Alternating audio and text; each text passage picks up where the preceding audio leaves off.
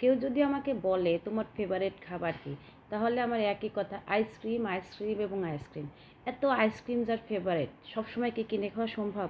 তাই তো ভাবলাম এবার ঘরে বানিয়ে খেয়ে দেখে কেমন লাগে। এত ভালো হলো যে আপনাদের সঙ্গে শেয়ার না করে পারলাম না।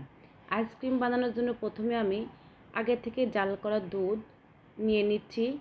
চুলার উপর আমি একটা কড়াই দিয়ে তার মধ্যে জাল করা দুধটা নিয়ে নিলাম।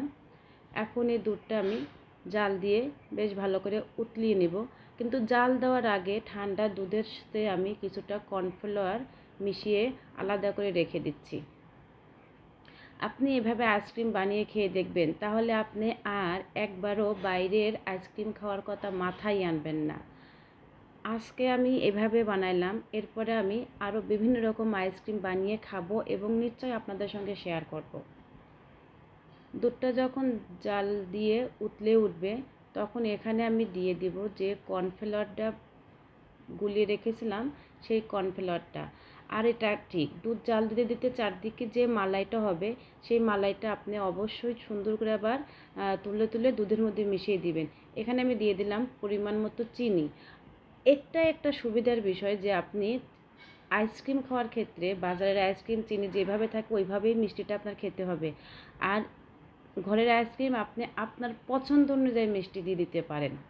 তো আমি চিনি দিয়ে দিয়েছি, গোলানো কর্নফ্লাওয়ারটা দিয়ে দিয়েছি, দিয়ে আমি বেশ কিছুক্ষণ ধরে দুধ জাল দিচ্ছি। দেখেন দুধটা অনেকটা ঘন হয়ে এসেছে কর্নফ্লাওয়ার দেওয়ার কারণে। খুব বেশি ঘন করা যাবে না, কারণ এটা একটা মালাই আইসক্রিম হবে। আইসক্রিমের দুধ কিন্তু খুব বেশি ঘন করলে সেটা আবার আইসক্রিম মতো থাকে না এবং খেতেও ভালো লাগে না। এটা এখন আমি চুলা থেকে নামিয়ে বেশ ঠান্ডা করে নিব। আর হ্যাঁ, এখানে আমি কিন্তু ফয়েল পেপার ছাড়া আইসক্রিমটা বানিয়ে দেখেছি। আমার ঘরে তখন ফয়েল পেপার ছিল না, শেষ হয়ে গিয়েছিল। আমি পলিথিন দিয়ে বানিয়ে দেখেছি। এটাও একটা উপায় যে আপনি ফয়েল পেপার না থাকলে কিভাবে আইসক্রিমের কাঠি সেট করবে। দেখুন দুধ ঠান্ডা হয়ে এসেছে এবং চারপাশের যে মালাইটা হয়েছে সেটাও আমি সুন্দর করে উঠিয়ে নিচ্ছি এবং দুধের মধ্যে বেশ মালাইও জমেছে। এখন আমি হাত দিয়ে দেখলাম এটা সহনীয় তাপমাত্রায় আছে। এটা এখন আমি আইসক্রিম বক্সে ঢেলে দিব, কিন্তু সরাসরি ওইভাবে ঢালতে গেলে পড়ে যাবে, তাই আমি একটা মগে ঢেলে নিলাম। ঢেলে নিয়ে এখন এটা আমি আইসক্রিম বক্সে দিয়ে দিব। আপনি বিশ্বাস করে একবার এভাবে বানিয়ে খেয়ে দেখুন, এত ভালো লাগবে, আপনি নিজেকেই তখন বিশ্বাস করতে পারবেন না যে আপনি এত ভালো আইসক্রিম বানাইতে পারেন। এখন আমি পলিথিন দিয়ে আইসক্রিমের বক্সটা খুব ভালো করে মুড়িয়ে নিব। এটা মুড়িয়ে নেওয়া, পলিথিন দিয়ে মুড়িয়ে নেওয়া এই জন্য যে আমি এখানে আইসক্রিমের কাঠিটা দিব।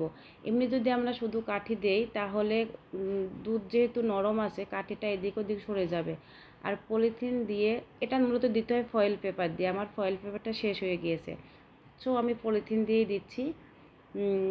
এভাবে কাঠিগুলো আমি পলিথিনটা আগে চাকু দিয়ে একটু কেটে নিয়েছি।